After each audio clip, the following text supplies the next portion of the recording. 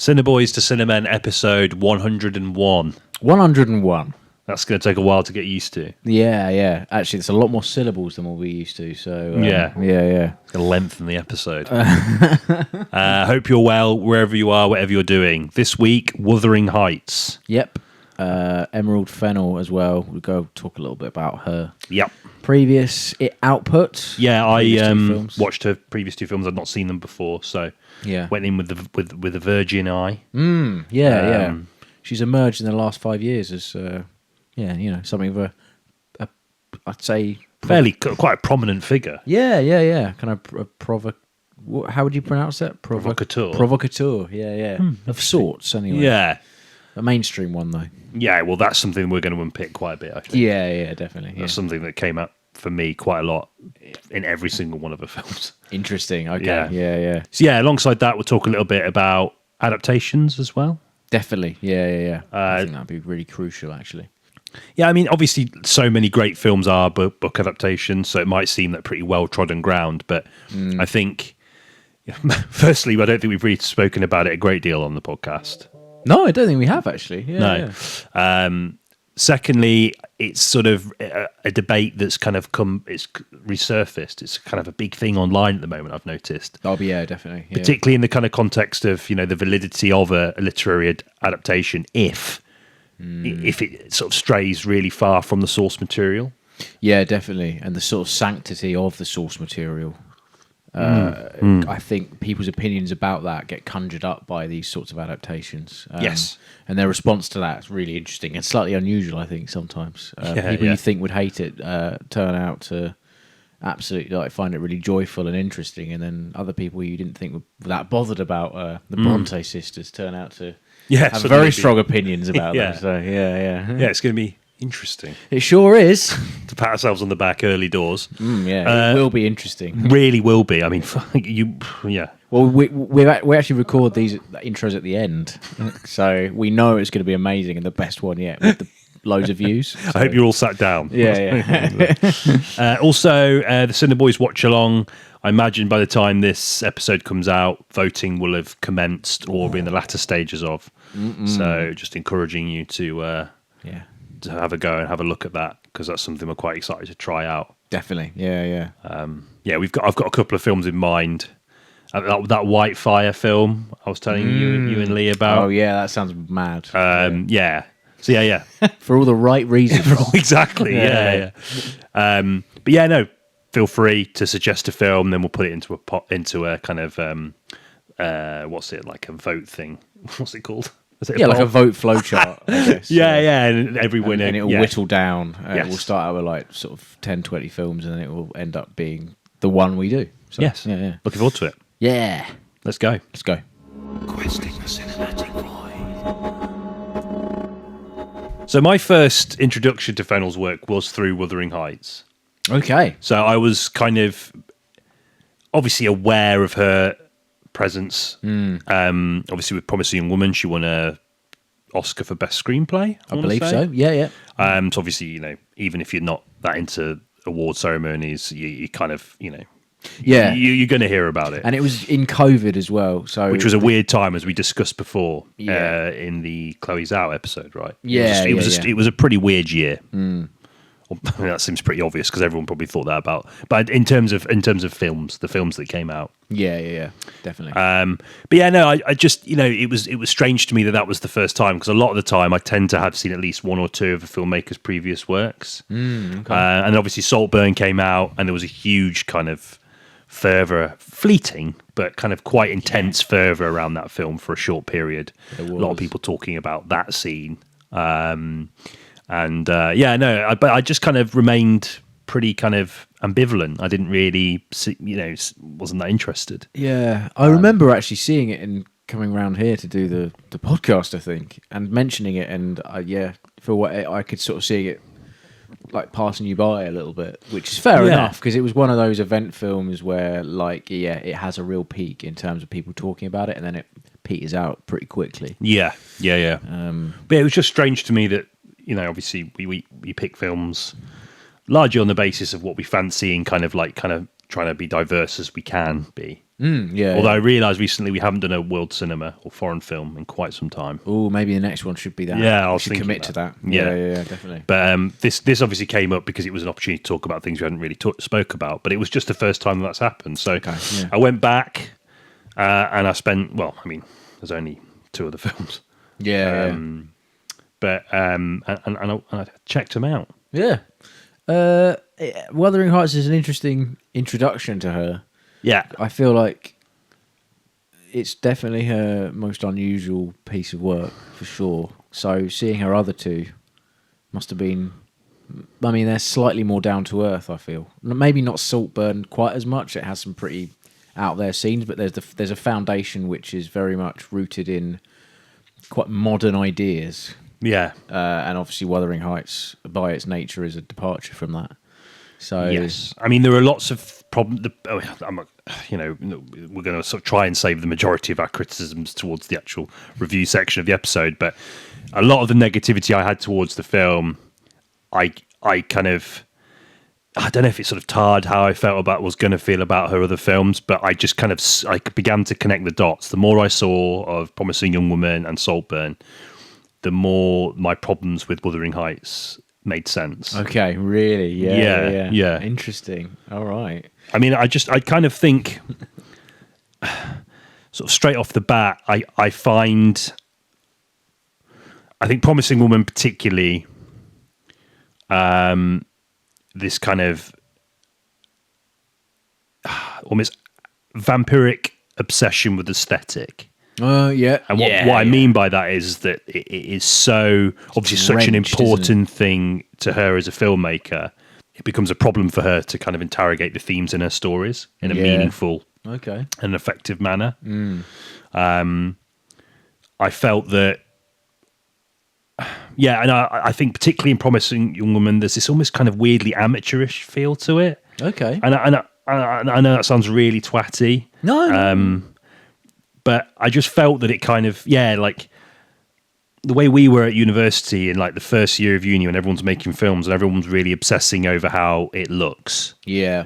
You know, it has to look like a movie. Yeah, and we were all kind of that generation that we'd all seen Drive and all wanted all our films to be drenched in neon. Do you know what I mean? And it was like, as much as I still love Drive and I have a real soft spot for Refn, like I now have come away from that obsession with aesthetic. But I feel like a lot of contemporary mainstream Hollywood films I've kind of recaptured that. Yeah. And I think that preoccupation has a real negative impact on the kind of the ideas that these filmmakers are trying to explore. Chiefly in the case, I mean, of Promising Young Woman, which is a very delicate and difficult subject matter to interrogate. I kind of felt the aesthetic was at odds with that. Okay. Yeah, it's like cherry red. A lot of cherry red and a lot of considered cinematography, and it's all very, very considered, and a lot of sort of I guess almost like carnival-esque patterns, and also some very obvious nods to like visual cues into our main character. Very, very well portrayed, by the way. I thought that Carey Mulligan's Mulligan, exceptionally good. My reservations towards Promising Woman, the filmmaking. It's the filmmaking and the theme. Mulligan is, really good.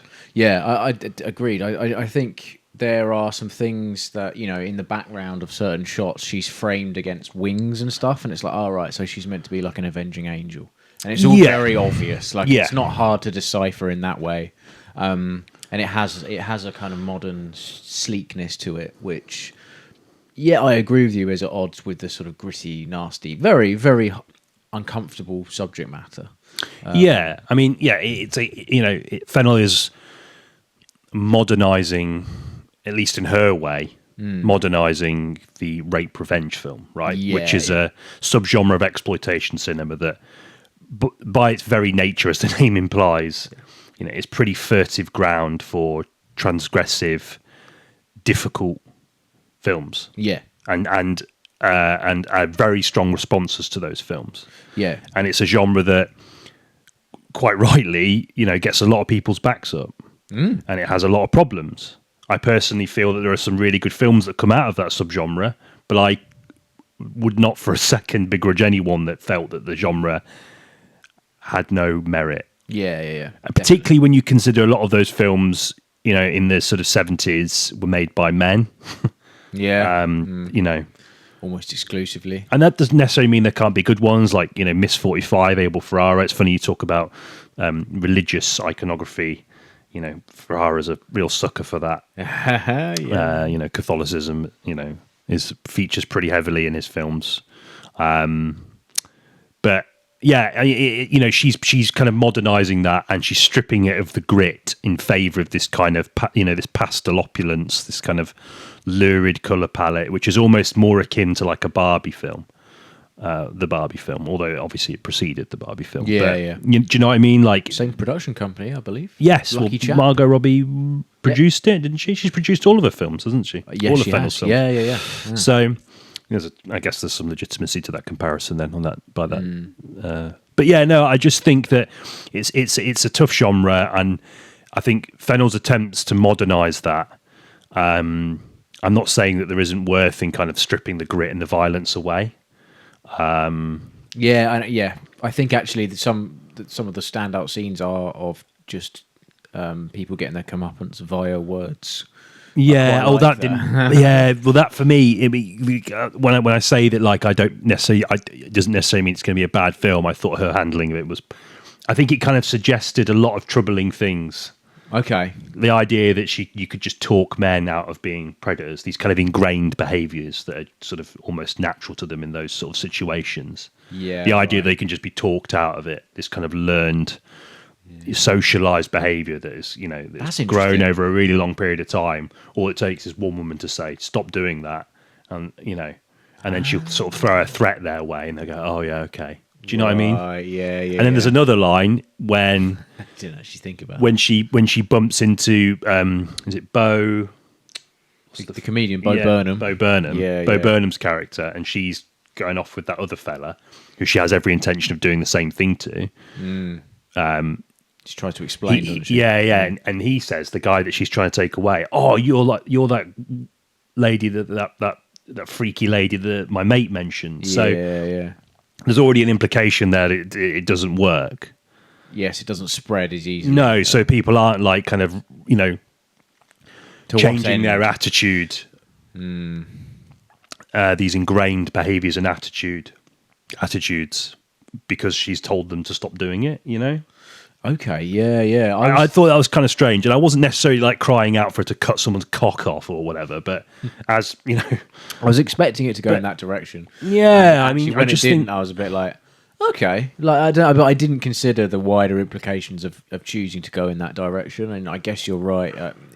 What lesson is anyone learning if there isn't direct action?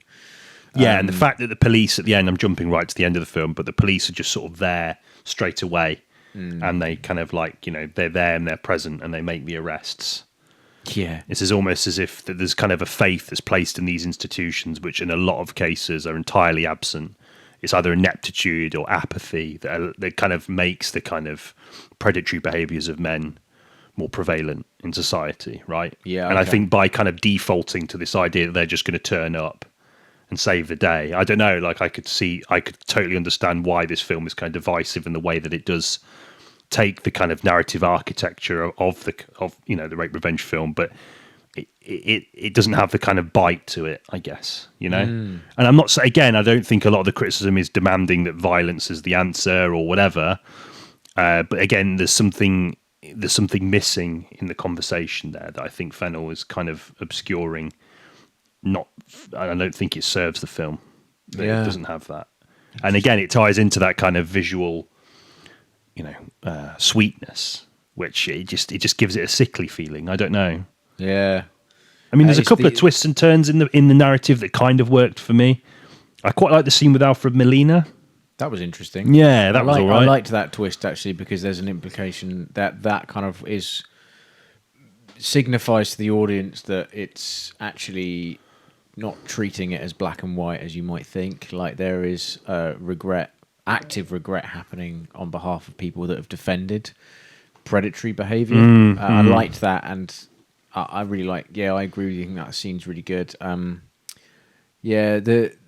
as are the kind of moments with her parents. I quite enjoyed those moments as well, like and her kind of general apathy, which at first is sort of seen as a slightly quirky character trait, especially when she's like serving customers in the cafe, and then there's a revelation that actually the reason why she's acting this way is because she's kind of given up on her own life based on what's happened to her friend Nina. And that kind of three-dimensionalized her a lot, anchored obviously by, like, as previously mentioned, the central performance. And the relationship with Bo Burnham's character, had a kind of, brought another dimension to her. The idea that she starts to drop these walls, and then the realization that he was involved in some capacity in the incident. Right, not necessarily, kind of semi-easily telegraphed, but because of Mulligan's performance, they're given a weight that the rest of the film severely lacks, for me, personally. I just came away from it really understanding its divisive nature. Okay, and it was divisive, actually. Yeah. Especially, it's like critically being reappraised, but like in reverse, I suppose, because it was really, it like, got lavished with praise. He won an Oscar. Oscar, did Mulligan win one? I'm not sure. No, she lost out to Frances McDormand, didn't she? Oh, for Nomadland? Yeah. Okay, interesting. Don't know how I feel about that. No. But yeah, I can understand where you're coming from totally, especially at the end. Everything gets very iridescent. It's like in the costume design and things like that. And there's, the obvious, the kind of health service side plot, and she dresses up as a nurse, and all of the blokes in that last scene are just like so one note, and I maybe as they should be, because that's kind of where the narrative is heading, and they've all got these sort of big jaws and stuff, and it gets very it's just very cartoonish. I think so. I think there's not a great deal of grey or indeed nuance. Okay, and I think that's something that haunts a lot of haunts her work more broadly. Okay, because me and Hannah watched it, and I think there's something about her output whereby, especially her first two films, especially, like you can kind of sit back and just chuck it on, and it's like a good time. It's not, which speaks to what you were saying about the lack of nuance. I just sort of let it wash over me a little bit, and we came out of it and we were like, oh, it was all right. I didn't think it had anything particularly new to say. Its attempt at trying to say something new, possibly where the problems lie. But I by no means hated the film. This Promising Young Woman, that is. I found it quite sort of surface level, really. Yeah, I didn't hate it. Yeah.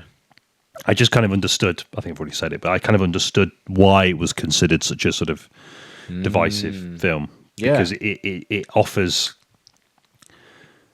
hope in the wrong places and simplicity where complexity is needed. I think that's kind of what was my broader feeling with it. Okay. Yeah. Yeah. No, I don't know. And I feel like when you look at something like Saltburn, which I watched last night. Did I watch it last night? No, Tuesday night. You know better than I do. Yeah, because you sent me a voice note, and I was like, "Oh, you've seen Saltburn." I got a feeling you weren't going to be too chuffed about it. I think. Yeah, my problem with Saltburn is that the film, again, because of Fennell's aforementioned obsession with aesthetic, I think in this context, it renders her treatment of the upper classes that she's trying to critique very, very blunt indeed. I think Fennell's trying her best to turn on her own kind. Big time. But fails miserably in achieving anything meaningful other than surface level mediations about the intoxicating allure of wealth and the kind of apathetic airheadedness of the ruling elite. Yeah. Or the sort of English aristocracy. Yeah, very much inherited wealth. Yeah. But it ends up playing out like a cautionary tale for aristocratic benevolence. The idea that you need to be careful because the sort of the covetous hands of this sort of aspiring middle class, like they're gonna if you let them in their Trojan horse, they'll break out and they will steal everything. Oh yeah, they'll take it from you. They'll get their cock out in your house and Yeah, dance around. exactly. Yeah, they'll poison your son. Spoilers, and get their dick out. Let them in. Yeah, I agree with you. The way it handles class, I think, was my main problem with Saltburn. Like, it just, it was the first Emerald Fennell film I watched, actually, and I immediately looked on a Wikipedia after, and I was like, "All right." I was like, "Her dad's really famous, like makes jewels, hence the name Emerald." He's like a jeweler or something high up in that regard. She went to Oxford as well. And I was kind of like, why you? And what are you trying to say about your upbringing? Are you criticizing it? Because you've clearly directly benefited from it in the sense that you're able to get quite a lot of money for your first ever feature film and shoot it in LA and get Carey Mulligan and like Christopher Mintz-Plasse and Alpha Molina. Was she a producer in Killing Eve? Yeah, she was. Yeah. I'm not saying she didn't work hard, by the way. Like, that's not what I'm saying at all. I'm sure she did, and I'm sure she kind of had to claw her way up from the bottom, as many people in the industry do. But I think.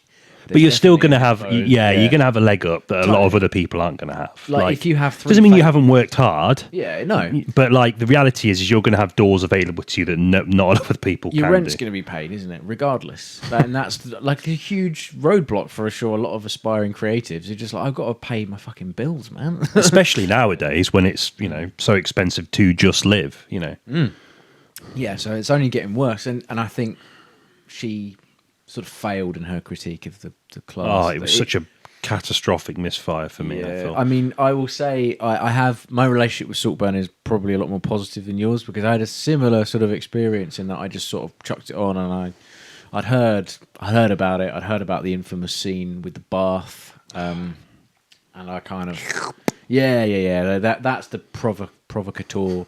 I can't fucking pronounce it. But that's what I'm talking about with her. I think she does have that. She's got that intention about her. Yeah, but I mean, I'm not saying it's successful, but I think it Sorry, yeah. No, not at all. But it put, it made a lot of people press play. I think, and the surrounding film, I kind of like thought there was a surface level charm to it that, despite the fact that Jacob Elordi is such a public schoolboy, I didn't mind watching. He's one of the few people that comes out of that film unscathed, I think. Actually. Yeah. He relatively or comparatively to everyone else, I should say, maybe. Yeah, he's good, and like I didn't mind watching. I think what I'm trying to say is that I was sort of entertained by it, in a very surface level way. And the Greek mythology stuff, I thought would annoy me, and I didn't actually mind it so much. I was like, well, it's kind of pretty to look at, and maybe I could do some Googling afterwards to see if there's any kind of comparisons. I don't think there are. I don't really understand why she put that stuff in. Is it what the aforementioned Trojan horse metaphor you said earlier? I don't know. Yeah. Should have put a Trojan horse in it. That would have been probably... Yeah. I mean, it wouldn't have been against type for her or the sort of trajectory of the film, narratively speaking. Yeah. I remember it being quite long as well.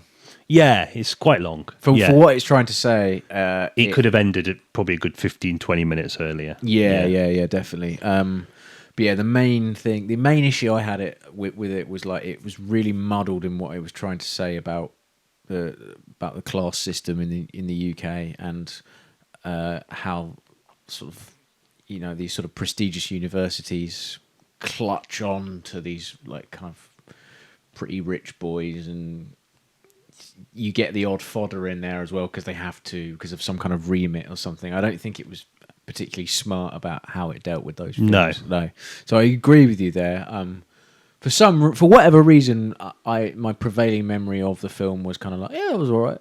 Same as Promising Young Woman, actually. I was kind of like, I don't have a kind of adverse reaction to it on the whole. I remember it being like kind of entertaining.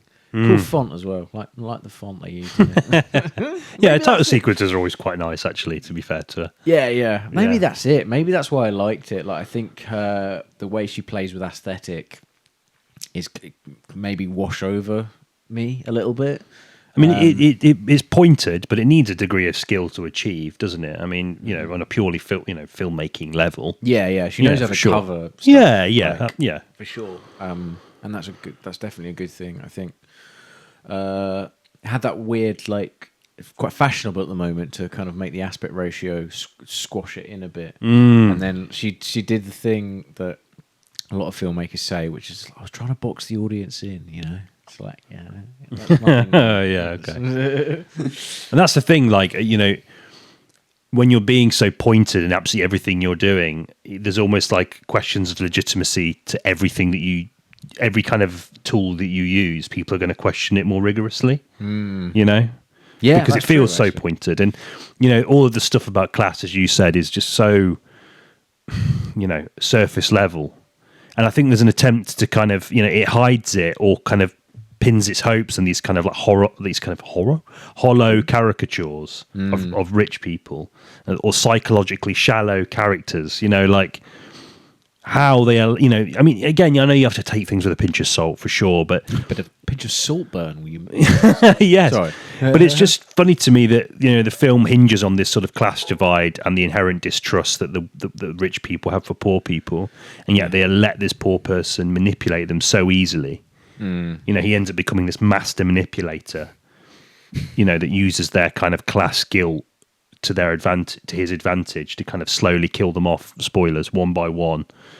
And again, that was such an easily telegraphed plot thing. I did that Joker thing. This is what I said to you in the voice message. The kind of Jokerification of Hollywood, mainstream Hollywood narratives, is that they have to do like a flashback sequence at the end just to make sure all the audience was completely aware that he was the orchestrator behind this family's downfall.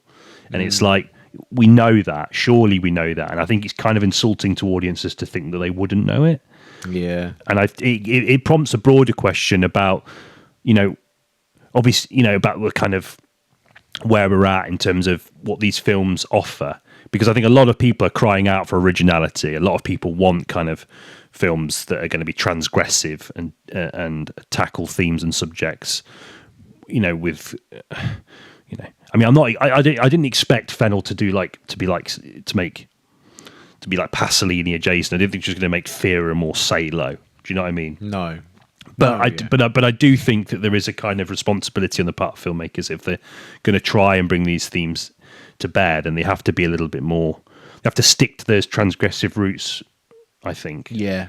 And not be so tempted by the allure of the kind of elements of kind of mainstream filmmaking, like the pop music video aesthetic, and, you know, not really having no conviction in the themes to sort of let them build themselves. You have to kind of really guide the audience through it. And but it's interesting because I was having we were chatting to Lee about it before we because you know, when we last saw each other, and he made a really interesting point that, you know, these films are for, I'm sorry, I feel like maybe I'm bastardizing what I'm about to bastardize what he said, but I think what he said was that, you know, that these films are for people that aren't necessarily going to read the books, or, you know, they're not going to want to watch Salo, which is kind of totally understandable given that, you know, Salo has like a 15-minute shit-eating scene in it, you know, and that is preceded by, like, you know, a good hour of like just like pretty bleak, unrelenting bleakness. You know, I think that's an extreme that. Yeah, it's an extreme that probably helps to sort of assist in what Lee was saying, but I can kind of see his point. And is it always the responsibility of these films to be like that? I get on my soapbox and say that they should do, but at the same time, is it reasonable to assume that everyone who isn't as into films as we are is going to want that? Do they just want this kind of these surface level transgressions? Is that enough for them? You know? It's enough for some people. And it's not a reflection of intelligence or anything like that, if it is, you know? Yeah, no. But I maybe do, well, are we, not to speak for you, but feel free to challenge me sexually. No, but, you know, are we putting too much onus on the industry to give us what people like us want?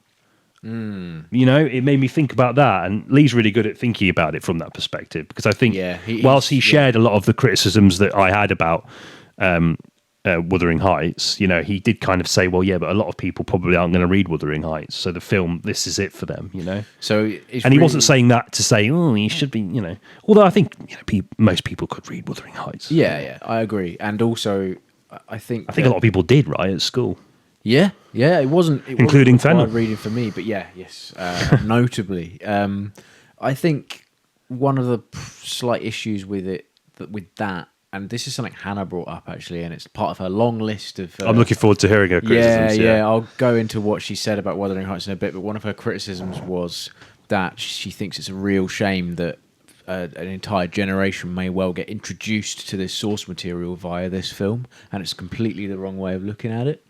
So, but then I do totally understand as well, how else are you going to introduce this kind of thing to a generation that perhaps are increasingly unconcerned with this kind of material? So I'm sort of juggling those two ideas in my head right now, one from Lee and one from Hannah, and it's kind of like I don't really know where I land with it. I'm by no means like a literary purist. I feel like adaptations are it's crucial to change them for the screen. Yeah. Because otherwise you get some really dry stuff in there, which works well for a novel. It just doesn't work. Like all the songs in Lord of the Rings, for example, like Tom Bombadil, all of that stuff, like fucking wisely deleted for the screen for sure, because you need to focus it for a different medium. So that's really interesting though. What Lee is saying there, I think he is sort of. It just prompts interesting discussion, and yeah. the more I think about it, the more I think my grievance with it is that it doesn't necessarily encourage people to go further. Yeah, I think if there was like a level playing field where you've got this kind of stuff. Yeah, but then you've also got this stuff, maybe this could be like a springboard into this, but I didn't really get the feeling from, we kind of talk about this. I remember we spoke about this in the context of Gladiator. I know it's slightly different, or the Gladiator 2, but we were talking about that it isn't necessarily a film's responsibility to portray history accurately. But their counter-argument would be the same counter-argument that we're offering in regards to literary adaptations, is that, well, for a lot of people, this is their only way they're going to interact with this period of history. Yeah. So it's Do you have a responsibility? Yeah, is there an element of responsibility, or is it something that, as mainstream entertainment, should be kind of freed from the shackles of kind of like what they would probably argue for the sake of, using extremes for the sake of argument as kind of intellectual pomposity, or, because that's typically the argument that's thrown back in the face of people that have kind of broader cultural criticisms. You're just a snob.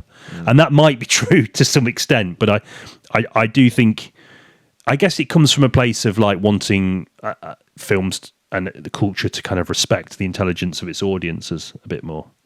Yeah. And look, we can't, everything we engage with culturally doesn't have to be a chin-scratching kind of philosophically resonant affair. No. I'm fully prepared to accept that after a long day at work, you're not going to want a really authentically bleak version of Wuthering Heights all the time. Like, totally. Especially on Valentine's Day. Yeah, exactly. Crucial. Yeah.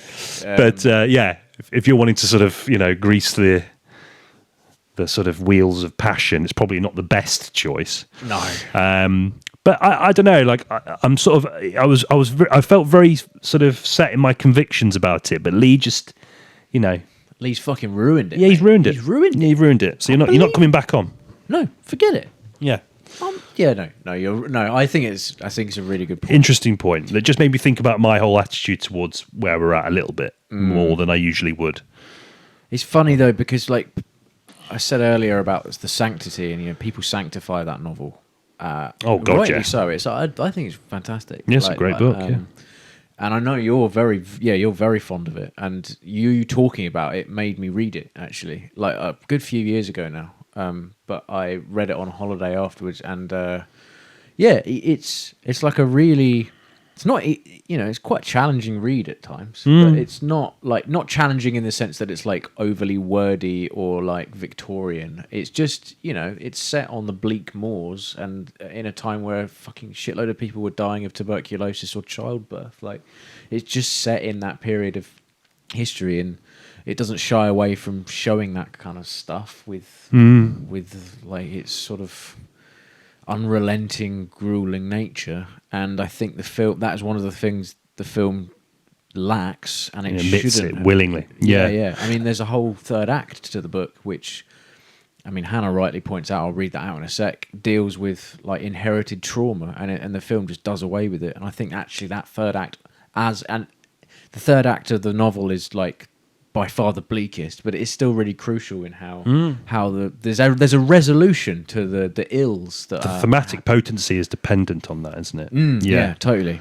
And again, that goes back to what we're saying about the kind of more broader cultural debate. It's kind of like you're planing off the edges of of these kind of these works.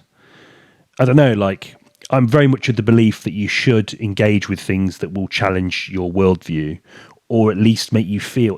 We shouldn't be scared of feeling sad at the cinema. Yeah, no. Do you know what I mean? And I totally think that agree. again, Yeah, maybe yeah. To sort of to shift back to my old self a little bit. I just think it's a shame that people only want the stuff that they're comfortable with. Yeah, I don't yeah. think that's a healthy relationship to have with culture, really. No, definitely not. And I know, it's It's not as easy to digest. no. But often works that have that in it also have a joy and redemption in them as well, and that is sort of it goes hand in hand. It's like a kind of yin and yang type thing. It's like you will have to experience something.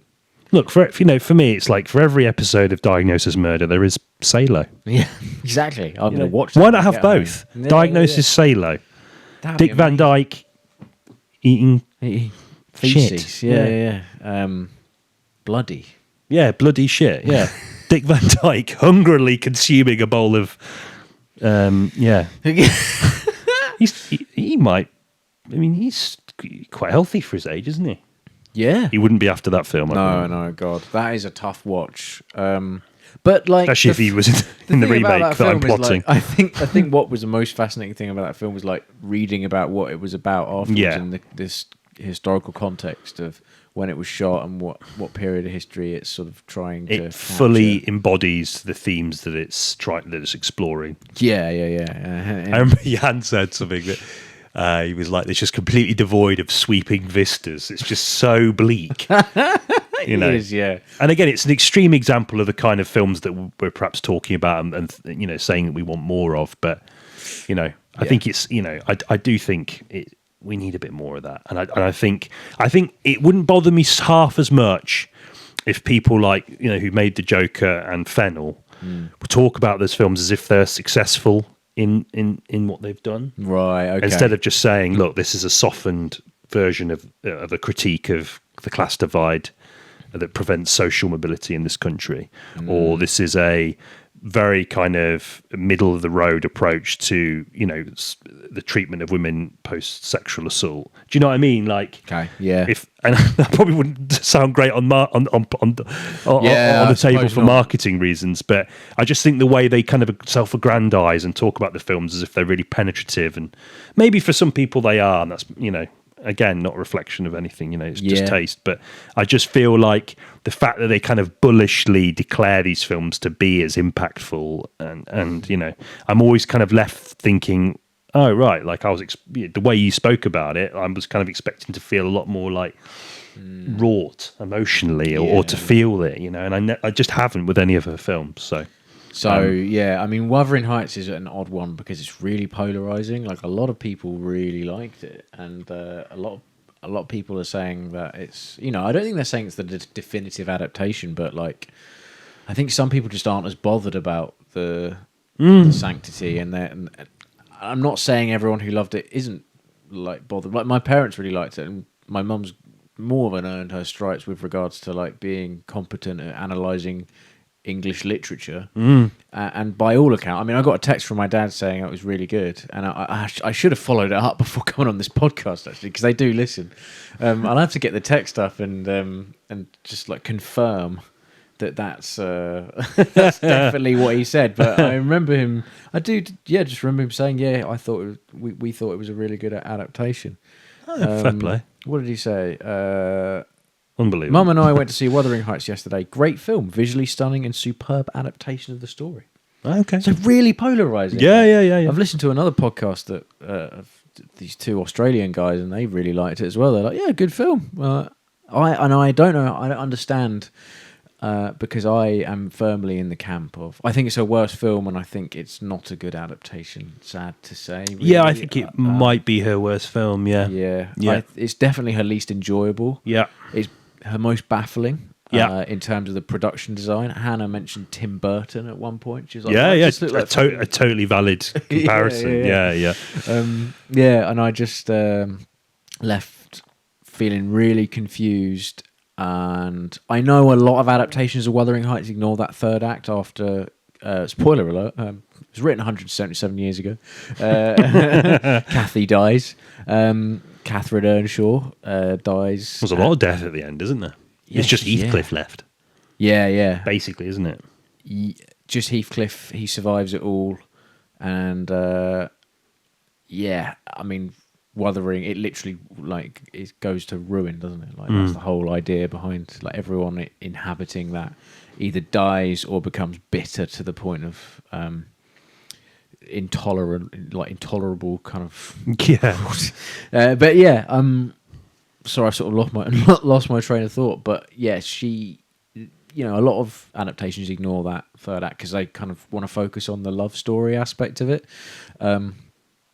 I don't know. I thought that ending where it ended was like a huge mistake, but simultaneously felt too long as well. Quite exasperating at times. Just like, and also miscast. Yeah, in multiple different ways. Margot Robbie, she tries her best with her English accent, but there's nothing Yorkshire about it.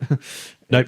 Totally absent. Really weird. Jacob Elordi really tries and kind of does an all right job at the. He's serviceable. Yeah. He's sort of a northern version of his Frankenstein performance, I thought. Yeah.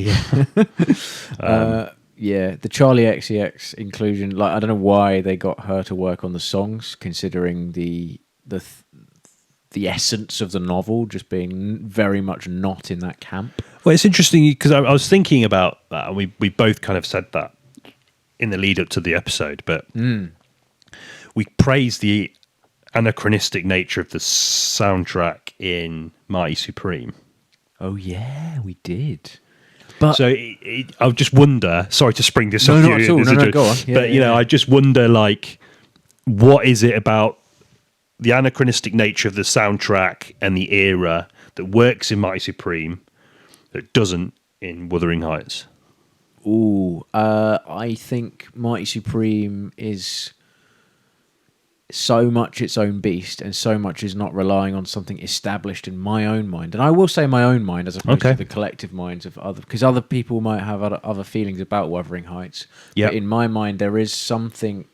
I'm not saying that every adaptation of the book has to be like slavish to my demands. No. I am saying that there is a kind of essence that comes from the novel that is kind of difficult to ignore when you're reading it.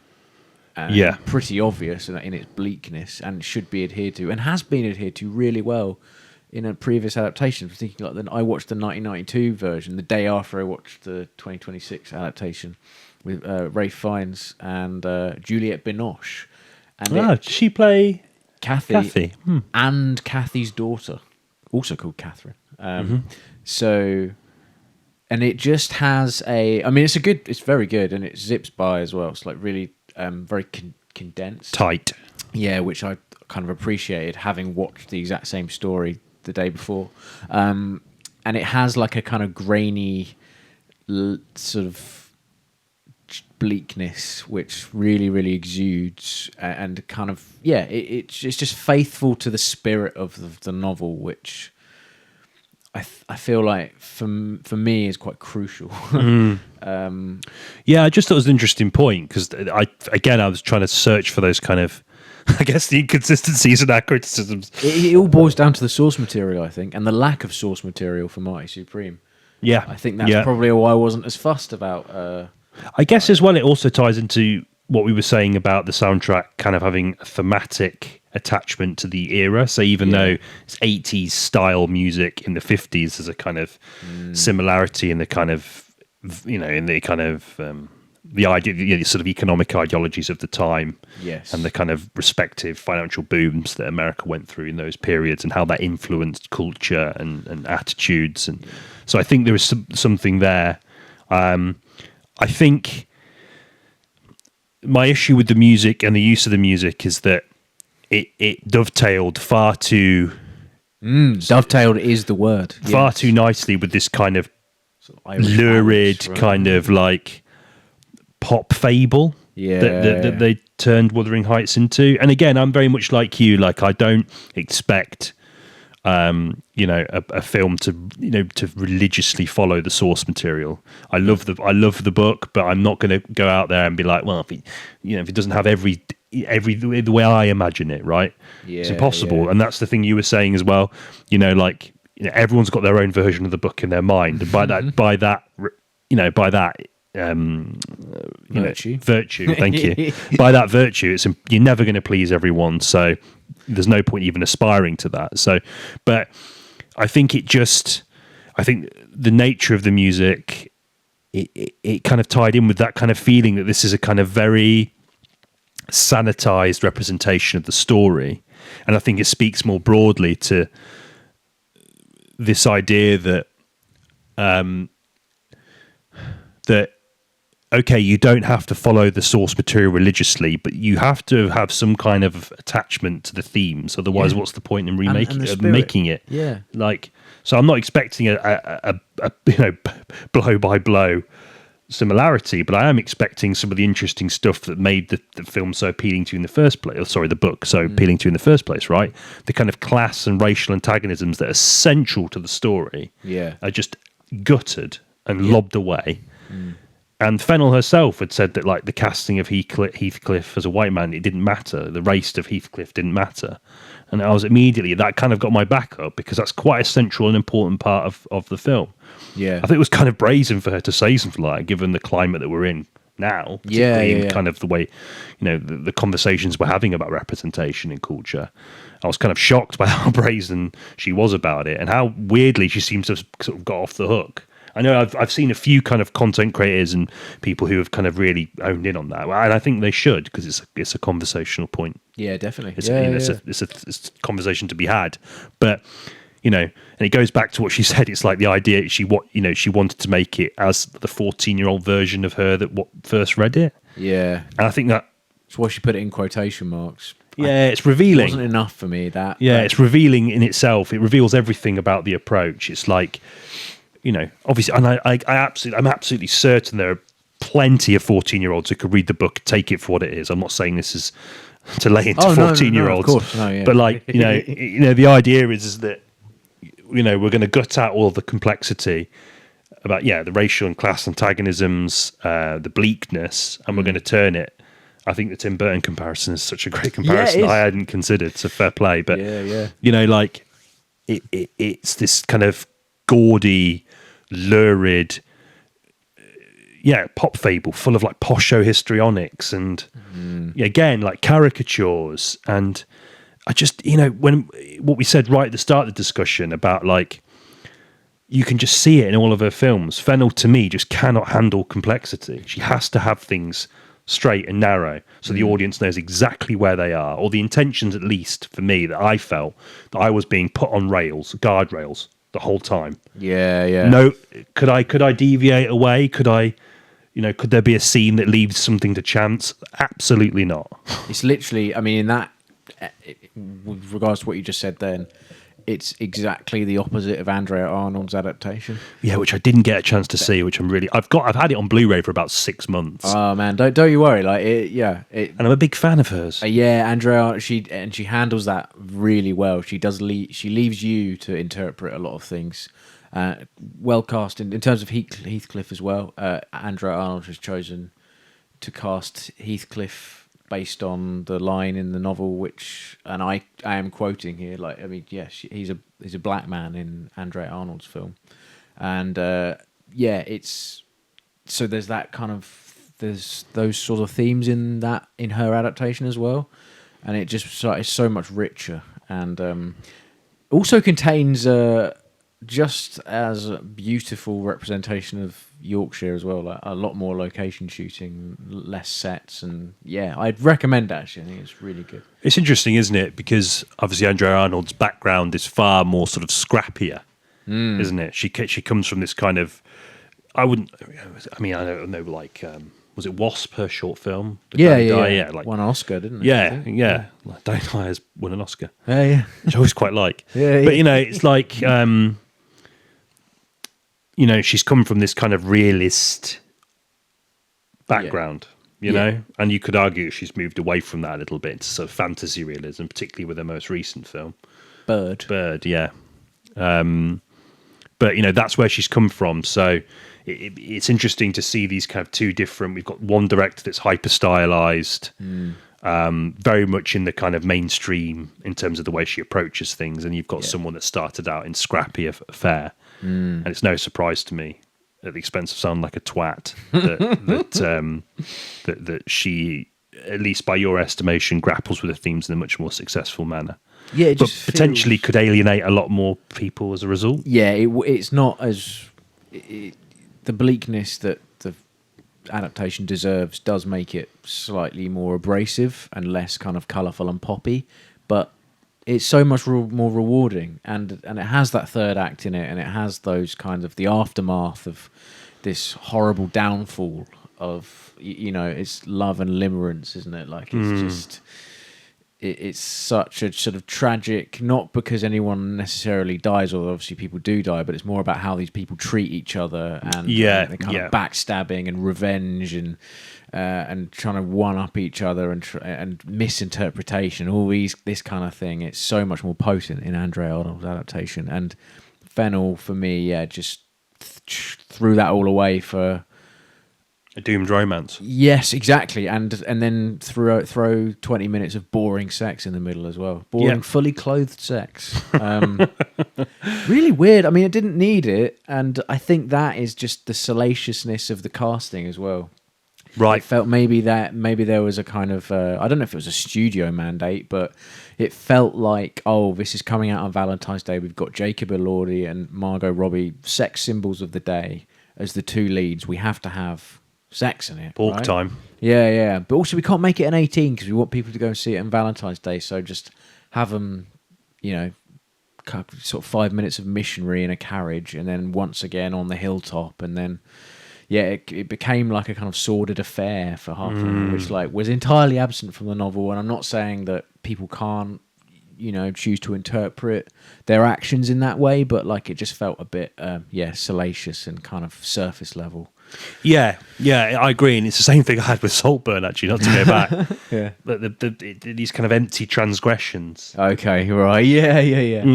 If you're going to be transgressive, fully, you have to accept that a lot of people are going to fucking hate it. Yeah. But it shouldn't, but the fact that people went into those films excited about engaging with those moments shows that it failed as a transgressive film, Yeah, definitely. And oh god, that's a bit twatty, but I mean, I feel like that shows again here. I think I'd not considered the kind of studio mandate angle, given the kind of the people who are involved, sort of heartthrobs in their own right. Yeah, but I didn't see the point in it, and it kind of undermined it as well for me, because they didn't really put the time in with the relationship to make those scenes perhaps have more weight. Yeah, no. And they went on, man, fucking hell. I, by no means a prude, No, they were quite tame, actually. Yeah, that's the thing. I was like, this is simultaneously really tame, really sterile, and really boring. Yeah, it was, I'm actually bored. Can we just move this on? Yeah. We just have some vistas of the fucking moors for a bit. I'd rather that than this. I'd same. Yeah, I was like, I want to see more Yorkshire, please. And less shagging, I guess. It was sort of like when you're sitting in a public space and there's two people kissing in front of you or something like that. Just a little peck, fine. Yeah. Public display of affection. That's fine. I don't expect sweet, everyone to have the kind of same sort of weird, awkward attitude towards it that I have. But just don't do it for 15 minutes. Yeah. Trying to eat a fucking pasty here. Exactly. Yeah. And look, don't get annoyed at me that I'm in a ghillie suit watching either. I simply must read out what Hannah. I'm intrigued. Yeah, it's uncompromising because Hannah's very resolute in her opinion about films. She will have a kind of like a knee-jerk reaction, an instinctive reaction, I think is probably the right phrase to use. And I kind of admire her for that. 'Cause Yeah. I'm the opposite. I'm like, I have to look it up, and my opinion Yeah. changes over time because Yeah. I studied it. And she's like, no, I fucking hated that. Don't like, I literally hated it. And it took over 24 hours for her kind of hatred of this piece of work to kind of boil down to the point where she wasn't talking about it when like I was meant to be asleep because I had to work in the morning. I love that. I think it's great. I do as well. I mean, probably not at the time. You probably would. Oh, I was because I was similar. I was kind of like, it's always nice to chat to her about films. Yeah, of course. Yeah. So I really liked it. I just remember looking at the clock afterwards, thinking, "Oh fuck, I'm going to be tired tomorrow."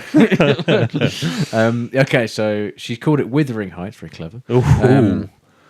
First Straight for the comment, jugular. Yeah, not a fan. It was her first comment. Yeah. Script similar to that of a GCSE play, particularly Kathy. Accents, question mark. At least Jacob had already tried, which is very much what you sort of said. Bizarre change in storyline, character arcs, and who characters actually are, timelines, ages, etc. I think she's talking about the brother being substituted for the father, like Hareton and all that kind of stuff. Which I thought was a weird omission, and like Martin Clunes, sort of, Oh yeah. that weird scene where there's a bunch of bottles behind him, and it's like So naff. such a strange sort of bait and switch between comedy and tragedy there. Shame that a new generation who may not be acquainted with the book get this as their reference point. Wuthering Heights house looks shit. Weird and garish Alice in Wonderland style sets and costumes. She's talking about the Tim Burton film. Wuthering Heights is supposed to be gloomy and dreary, not garish. So Yeah. she again, like, speaks to her kind of instinctive response. Is like she does just believe that this film should Should have been bleak. and that is the way it should be. I agree. Yeah. I love the bleak. Yeah. Self-indulgent. She thought overly sexualized, pointless and basic sexual imagery that adds nothing to the narrative, just crude. What the fuck is wrong with Isabella? I imagine people. Isabella. Yeah, the whole thing with the dog, pretend to be a dog. Oh yeah. Weird. Yeah. I don't think Emerald Fennell can read if this is her interpretation of the novel when she was 14. Wow. Wow. Yeah. Wuthering Heights is modern smut. Emily Bronte will be turning in her grave. Margot Robbie's Kathy is horrible. Kathy's dad is weird. Really hate the soundtrack. Diamond freckles, bling tooth replacement. I don't know where that's from. Zero believable chemistry between Kathy and Heathcliff. Key speech of Heathcliff's about her breaking both their hearts starts an affair rather than a declaration before she dies. Just wrong and weird. The constant sex is actually boring. Sucks to be Nelly. Maybe a personal opinion, but her dying of septicemia following a miscarriage is also wrong. I know the film misses the entire third act, but she's supposed to die following childbirth. Depiction of the miscarriage is unnecessarily graphic and insensitive. Outside scenery, lovely. There you go. Yeah. Well, there you go. Yeah. Edgar Linton is a passive wuss. That was, I think, what she's Yeah, trying to because get on. he's a bit more phosphoric towards it, isn't he, in the book? Yes, Towards I think Heathcliff. his And that whole- again details more of the class antagonisms, right? completely. Yeah. Even when he comes back with wealth, he's still seen as this lesser because of his background and his race, which is again essential to the story. You know? Yeah, that was a really interesting comment, I thought, by her. He's a lot more three-dimensional in the 1992 adaptation. Is it a recognisable person that plays him? In the 92 one? Yeah. I don't think so. I think like a character actor. Bob Hoskins. Yeah, that's right. Yeah. No. Heathcliff not mean and cantankerous / bitter enough. I actually agree with that as well. Yeah, I thought he's supposed to come back and be horrible. It's revenge. He wants revenge. Yeah. Didn't get that. He's just horny. Yeah. He just comes back and he's the same guy but with a different costume And a new haircut. Yeah. Just, yeah. Oh, that's really obvious as well. He looked like sort of Stig of the Dump first. Yeah. I'm all for feminism, sexuality, etc., but this was just ridiculous and disappointing. I can't stop thinking about how much I hate it. This final point. Sorry, there's a lot of stuff. It's Don't good. understand why Emerald Fennell couldn't have just written her own smutty period drama. Why butcher a literary classic that is loved by so many people? So It's a fair point, really. yeah, I kind of agree with her that the way she approached this could have been transplanted onto a different story, Particularly as we, inspired by. particularly as we like living in a time like Bridgerton. That's kind of that, isn't yeah. it? I mean, I don't really like that either, but I mean, you know, That's for anachronistic songs in that as well. yeah, well, just for different reasons. There's this, the kind of weird sort of revisionism of that time. I don't know, sort of slightly. I find it, it's not for me. Yeah. But you know, like at least, that's not beholden. Obviously, it is beholden to like Jane Austen and all that kind of stuff. You know, with all the kind of frittering poshos talking about who bought the pianoforte. You know. It's easier to just say, "Oh, that's not for me," though. Yeah, and that's the one thing. Is the thing I sort of learned from Jane Austen was that rich people are fucking boring. yeah. They just sit around going, where are the biscuits? Who bought those? You know, that's it. You know, I do struggle with period dramas for that reason, actually, especially one set in that country estate. Like, it really has to be well written. Like Gosford Park, I quite like because that's really well written. But Wuthering Heights is so much better because of that sort of gothic imagery and bleakness, the moors and like I mean, I know Jane Austen. I think she's a bit more subtle in her criticisms than the Brontes are, perhaps. But the Brontes do it more for me, I think. Fair. No. That's I agree. I agree broadly with pretty much everything she said. Actually, yeah, she was. Oh man, it was almost comical how much she disliked it. She thought that was shit. but most people I've spoken to have said that. Perhaps not as strong, but most people have said they didn't like it because they felt that it was, even people that hadn't read the book felt that it was a simplistic view of the story, So there's a kind of an awareness of that kind of gutting of all of the kind of thematically impactful stuff. Again, not always a problem. No. And, adaptations don't have to be beholden. I have to keep saying that, but I think it's an important point to sort of anchor the discussion in. And I was thinking about that in the context of lots of other kind of literary adaptations, like fucking Apocalypse Now. Oh, yeah. Heart of Darkness is set in the Belgian Congo during the colonial era, but then I guess you could say it's a more loose adaptation than, but, there are ways of doing things and retaining the spirit of a book, even if you're taking it into a different period or a different time, or definitely. I think the spirit remains with Heart of Darkness. The spirit remains with like Lord of the Rings, for example. I mean, I'm hard pressed to think of any now. I'm on the spot with regards to thinking about any literary adaptations. Like A Clockwork Orange, like that is the spirit is very much there. Makes some pretty big changes, if I remember correctly. It's by no means a faithful adaptation, and yet there's The Shining. The Shining, yeah. Stephen King famously hated Kubrick's version. Yeah, he hated it because of the way it treated Jack as a kind of mad vert from the outset. I don't think it was as... I mean, Stephen King, is very gone on record of saying about his... obviously his personal struggles with alcoholism, and I think Kubrick wasn't quite... He just wasn't as bothered by those themes. No. He wanted his... I feel like his take on it was more elemental, and I loved it for that. I mean, and I still think reading The Shining and watching the film, the spirit is transferred. I've never read a Stephen King book. Have you not? That's really bad, isn't it? No, that's right. I haven't really read a huge amount of his work. It's just always find that quite weird because It's not. Yes, no, I know. There's plenty of examples where it's like, ooh, but there's a lot. He's done a lot of great stuff, obviously. Yeah. So I need to sort of rectify that. I think in the near future. Ages. Yeah. Oh. Assuming I have ages, Oh yeah, I'm sure you will. Yeah. could be terminal. What could? With the head cold? Yeah. Well, is it a head cold? Oh Jesus! Will I wake up tomorrow? Well, I guess I'll be. By the time this comes out, I'll be dead. But mate, do you want me to drive home and bring back my copy of The Shining? In that case, read it before you go to I'll bed. read it furiously. Yeah, See my corpse sagging over a book. Like 3 pages in. Yeah.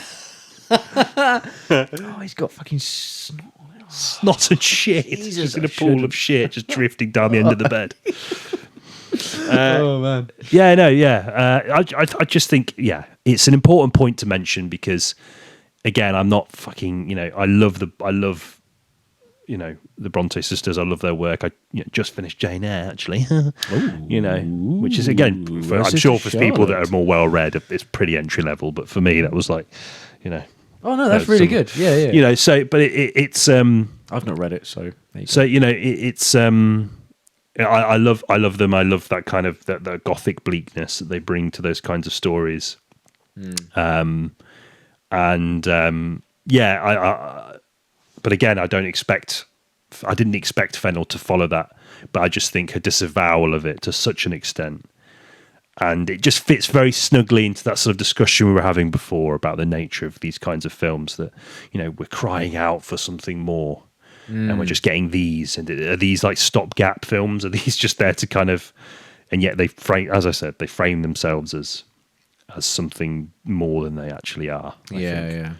I think a bit more honesty about it would perhaps be, you know. And I guess Fennell's sort of being semi-honest when she says that she's making the version that the 14-year-old version of her would want. So maybe with that in mind, it could make me sort of soften my criticism, but not enough. Oh no, yeah, I think it's pretty cemented in my mind as a bit of a colossal misfire. Really. Yeah. But I don't mind her previous two films quite as much, and so I'm not opposed to watching it again. I don't know. It's just something about the luridness of it all and the iridescent nature of a lot of her films just didn't transplant itself that well for me.